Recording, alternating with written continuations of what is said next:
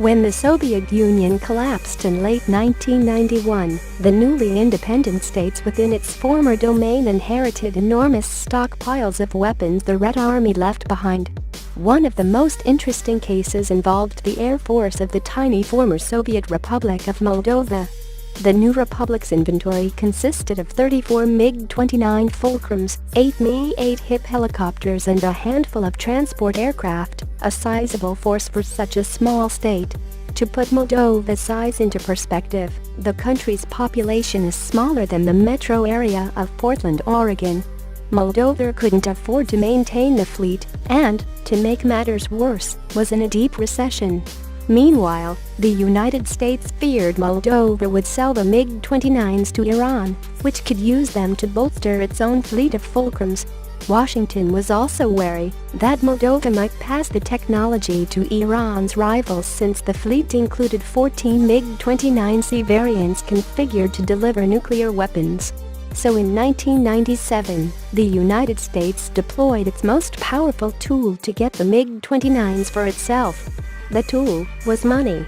Washington bought 21 of the MiG-29s, including 14 C models, 1 B model and 6 A models, and flew them in pieces on C-17 transport planes to Dayton, Ohio. Not only was purchasing the jets a good way of ensuring they did not end up in Tehran's hands, it gave Washington an opportunity to inspect one of the most sophisticated Soviet jets ever built. In exchange, Moldova received $40 million in humanitarian assistance, some army trucks and other non-lethal equipment. Moldova sold the rest of its air force to Eritrea and Yemen. The newly American MiG-29s would largely disappear into a maze of testing squadrons, intelligence centers and U.S. Air Force exploitation facilities, according to Air and Space magazine. The MiG-29 was a maneuverable deadly aircraft for its time. Its Archer AA-11 missiles were sophisticated for the 1990s because of their ability to lock targets with a helmet-mounted cueing system at greater angles away from the jet's nose than comparable American fighters. However, this advantage would collapse when the Pentagon introduced the AIM-9X missile in 2003 and associated helmet-mounted displays.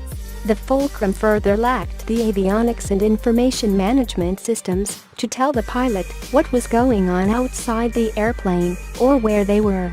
A pilot literally had to look at paper maps to figure out their location. In general, the MiG-29 is a fine airplane engineering-wise, but increasingly obsolete for aerial warfare in the 21st century without upgrades. Incidentally, 1997 was the same year that another country outside the former Soviet bloc obtained MiG-29s. That country was Israel, which loaned 3 single-seat Fulcrums for a couple of weeks from an undisclosed Eastern European country. Given that the MiG-29 was the most advanced jet fighter Russia ever gave to its Arab clients, Iraq and later Syria, the Israelis doubtlessly welcomed an opportunity to test and evaluated themselves. Israeli pilots who tested out the aircraft were quite impressed. While different from the standard American-made jets they were accustomed to, they reported that the MiG-29 was easy to fly. Its computers for enabling landing, if the pilot experienced difficulty, were quite noteworthy. This is due to the fact that this system stabilizes the jet in case the pilot is affected by vertigo disease and loses his orientation in space, IF magazine noted. Such systems do not exist in Western aircraft, counting on the pilot to handle such situations independently.